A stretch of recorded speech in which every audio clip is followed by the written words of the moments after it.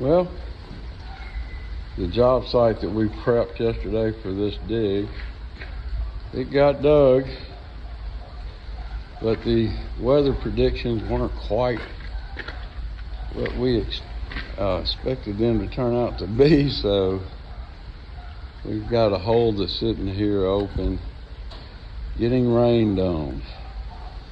But I do have a pump in it now.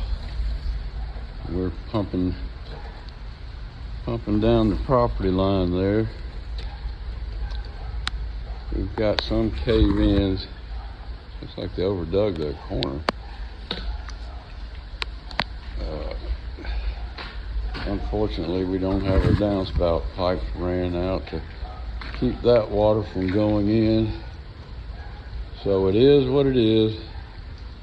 At least I have a pump in it now, pumping it out, but we're expected to get a lot more rain.